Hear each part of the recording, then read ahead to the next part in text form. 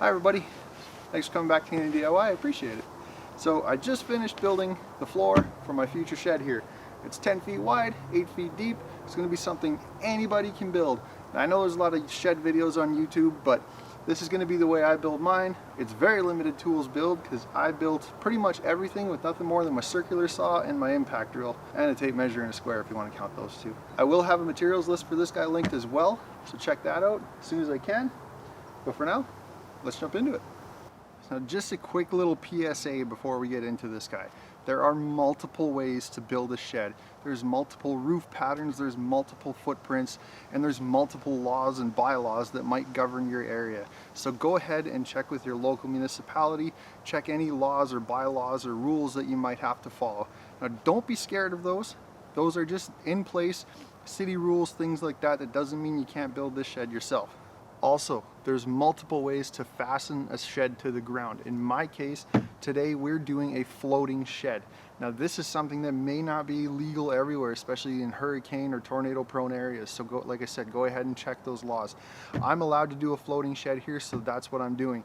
But if you're not, if you have to drill anchors, poles, piles, anything like that, if you have to strap it, definitely, like I said, go ahead and follow those bylaws. I looked at potentially drilling piles and stuff and mounting my shed on that, but in my case, I have a frost layer of 6.5 feet. That means I'd have to go down minimum 8.5 feet. So I'd have to have 10-foot posts just to get them coming out of the ground far enough. It's not worth it. The amount of concrete, money, time, effort that would take is unreal for me. I live in a very cold climate most of the year, so it's just not feasible for me. Floating shed is the way to go. Well, now that we've decided to actually build a shed, hopefully you've already got a spot ready to go for your shed, and you're going to be happy with it living there for the next umpteen dozen years. So the first thing obviously is just to prep it, get any debris, sticks, leaves, anything like that out of the way. And a relatively flat level spot would be obviously ideal because it's less work for you. Now the shed we're building can go directly on a rock foundation. We're going to be building this on timber skids. So if you don't already have a rock foundation like I do here, you're going to need to bring in some stone and then level it all out. I used to have a play structure here at one point. The previous owner had already brought in rocks, so I figured this was the perfect spot. Now once I've raked everything out level, I'm just using my timbers to double check and make sure that everything is flat as I go. I'm double checking it both directions, my length and my width as I go, just to make sure that everything is all perfectly flat and level. And go along and set your timbers down and then double check your timbers as well in relation to each other. Now take your time, you guys, and make sure that this is perfect before moving on. This is your foundation after all, so the better set up your foundation is, the easier the rest of the shed is going to be to line up and square up as we move forward.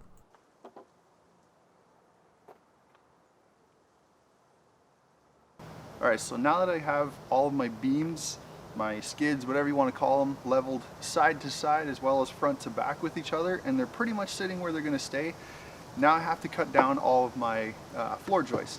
So my rim joists front and back are actually going to be my 10-foot boards, but my shed's going to be 10 by 8. So I have to take some material off of my floor joists because they're going to fit inside of my rim joists.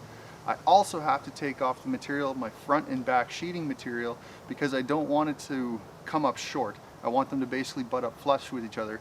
So in order to do that, I have to take off 1 inch front combined, so 1/2 inch front and back of my sheeting material, and then I also have to take off 3 inches because I'm using 2x4s in the front and back. So I have to take off a total of 4 inches of all of my center floor joists. Okay, now before everybody starts freaking out and losing their mind on me about the fact that I'm only using 2x4s for my base, it's because I'm using 3 timbers underneath my floor. So I've got that center one to carry the load. I can get away with it. I only plan on putting lightweight stuff in my shed, so it's fine. But if I was going to skip that center timber and only use my outside 2 timbers, I would bump it up to a 2x6 to help carry the load. And if I was putting really heavy stuff in here like a riding lawnmower, I may even bump it up to a 2x8. So now obviously each rim joist is going to get a floor joist at each end. That's just a given. So we're going to put an X on each end. Now what you're going to do is take your tape measure and we're going to pull it out. And you'll notice, at least on mine and other good framing tape measures, yours may have it too. Take a look for it. Your 16 inch, your 32 inch, every one of those is actually going to have a red square around it. That's just going to be easy for your framing. Now, what you're going to want to do is basically go 16 3/4 of an inch, make a mark, and what we're going to do is put an X on this side of the mark. That's just going to tell me this is the side of my mark that I want my 2x4 joists on, and that's going to keep me 16 inches on center all the way down. So this way, when we get to our 48-inch mark, my end sheet of flooring plywood is actually going to end up on my 48-inch mark dead center. So that way my second piece of plywood can actually lap right beside it, and they'll both be sitting on a joist. So I can fasten my screws to there. Now we can mark for the rest of our joists. Now, continue that methodology the entire way down on all of your 16-inch interval marks. Mark 3/4 of an inch past that, and then your X on the back side of it. That way your X is going to land at your 16-inch on center interval mark. Now when you get to the end like this, you may come up a little bit short and not actually have 16 inches. That's fine, doesn't matter. Don't try and stretch it and just go and put one at the end. Make sure you still follow your marks, put one there, and then put one at the end as well. It doesn't matter. Again, we want to make sure all our building materials are going to fit properly, so we can't stretch that. We have to put a stick here too. Then, before you move anything, transfer all of your framing marks from one rim joist to the other using your speed square and a pencil. This will just ensure that everything stays perfectly lined up. Then once you've got all your marks transferred, literally pick it up and walk it over to the other side where it's going to sit without turning it around. That way you know all your measurements are still in line. And then you can just start laying all your sticks in between for your floor joists temporarily, just so everything is just sort of set in place.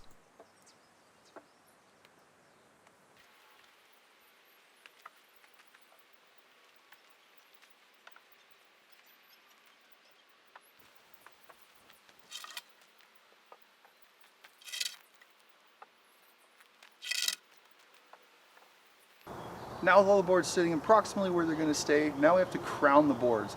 Now what that means is each board that you look at is actually going to have a natural bow to it, either up or down, one or the other. So you want to make sure that you have the crown up in this case. So we want to stare down the end of the board. You may have to roll it over if you have one that looks pretty laser straight. If you break out that old calibrated eyeball, you will notice that very slightly there will be a crown. Some are definitely going to be more pronounced than others. But you want to look down the board and make sure that you find the crown, and you want to bow it up. And the reason we want to make sure they're all up is if we don't crown the boards, first of all, you're going to have some that are going to be crowned up, some that are going to be crowned down, and your floor is actually going to end up pretty wobbly the whole way across. We don't want that. Also, if you put the crown down, it's going to lend the floor to be more spongy over time. Whereas if we put the crown up, you're going to push against the board and it's going to be a lot more sturdy over time. And a good little tip is when you're crowning them, if you crown them before you lay them all in place, or if you crown them when they're still in the pile before you even set them down, a good little tip is once they're crowned, make an arrow pointing up so that way you know which side's crown up.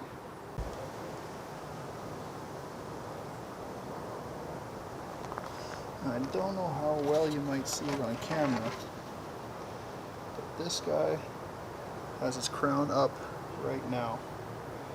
It's ever so slight. One thing to keep in mind too is when we're doing our flooring here, my 4x4s and my 2x4s are all pressure treated. That way they can be rated to be outside in contact with the weather, water, things like that, and they're not going to rot. Another thing, when you go to fasten these guys together, if you're using nails, you want to make sure you use hot dip galvanized nails. That way they're not going to rust going into the pressure treating and the chemicals aren't going to eat them. If you're going to use screws and an impact like I am, just to make things easier, you want to make sure you use a coated treated screw, so that way again they won't rust over time going into the pressure treated lumber. Now when you're doing any kind of framing, you want to make sure you have enough fasteners in your board. Easy way to do that is, in my case, I'm using a 2x4. I know it's only 3.5 inches, but it's a 2x4. You want 2 screws per every 2 inches, or 1 screw per every 2 inches. So in this case, I got a 2x4, so I need two screws. If you're using 2x6, it's 3, 2x8, it's 4, and so on and so forth.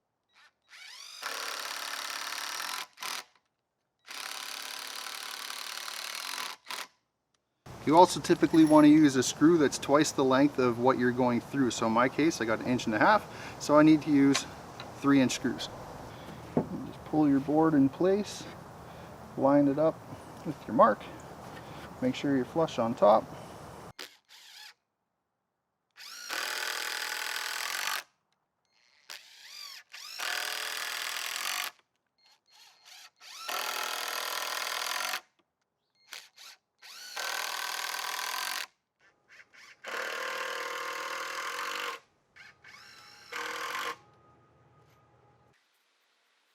With our entire floor joist assembly here now fastened together, the last thing we need to do is square the entire thing up. Now, the easiest way to do it is just measure across the entire thing diagonally, corner to corner, bump it over sideways until both measurements eventually come up identical.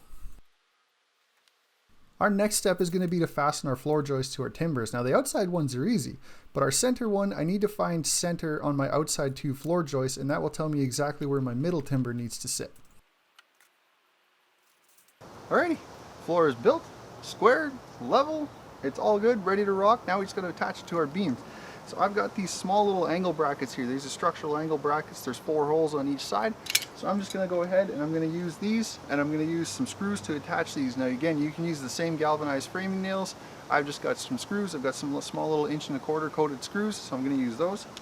And I'm going to put 1 in each corner, 1 in the middle, and then 1 in each corner of the center beam.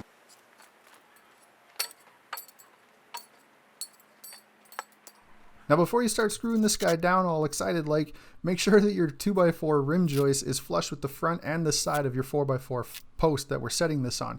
Once they are, then you can go ahead and attach all of your screws. Now make sure to put a screw in every one of these holes, you guys. They are structural brackets and they're designed to sort of spread the load out, so just make sure to put one in every one. For our center floor joist, however, to the middle beam, it's pretty simple. I'm just taking my 3-inch screws and just toe nailing them in, 1 on each side. To get the screws started, kind of start at a few turns horizontally like this, and then it sort of digs itself a groove, and then you can kick it up at a 45-degree angle, and it's a lot less likely to walk on you that way.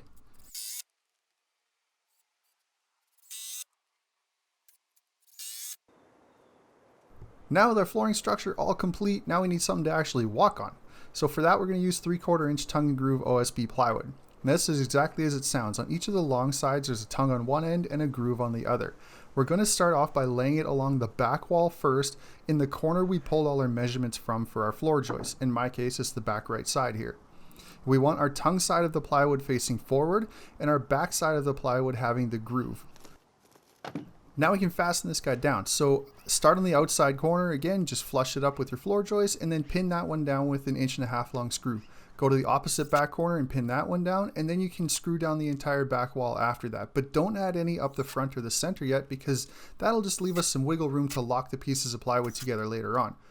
But if you're worried about wondering how to find the floor joist later, if you notice, the top side of this OSB has lines where every single floor joist lands. So it's perfectly easy and simple later, once we got the whole floor covered, to tell where your floor joists are. Now we can add our second piece of flooring on the front. Now, if you notice, I'm staggering my joints, so I'm adding this guy slightly to the left. I'm also making sure it's only covering half of the joist that I'm laying it on, and that's so the next piece of plywood can lap beside that guy and they can share that joist. Now this is the reason we didn't screw together the front of the plywood, and that's so there's some wiggle room so we can sort of get that tongue and groove joint fitting together nice and tightly. Now we need to cut the little piece to fit in our front corner, and I'm just using some 2x4s that I've got for the walls, as well as the actual floor of the shed as a table. And if you notice, I can cut right along one of my joist line marks on the OSB plywood, and again, this is all coming back to all of your materials working together if we stick to these 16-inch measurements. Slide the tongue and groove together and everything should fit beautifully, and then do the exact same thing for the opposite corner. I just cut this one off camera.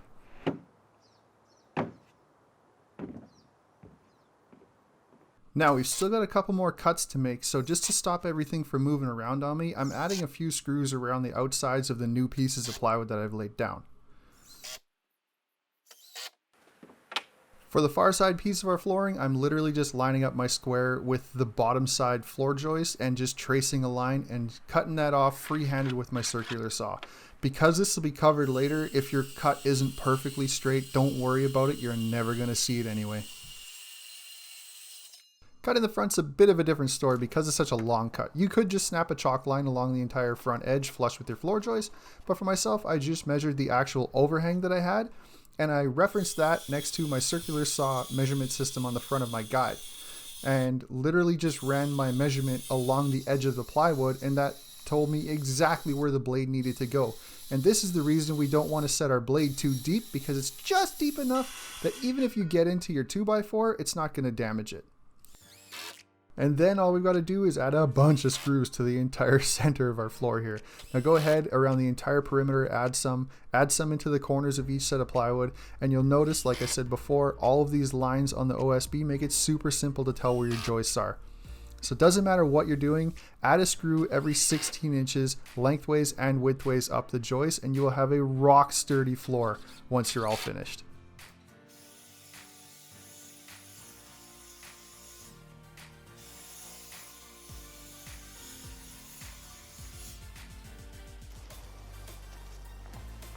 And there it is, you guys. Sit back, relax, take a breather. You guys accomplished something awesome here. We have a super strong, sturdy shed foundation ready for the walls to go up. Now, as I finish the rest of the videos in this series, I'll have them linked down below. But I hope you guys liked this video. I hope you guys build this one. If you did, thumbs up and subscribe down below. I'd really appreciate it. And I will see you guys in the next one. Thanks for stopping by.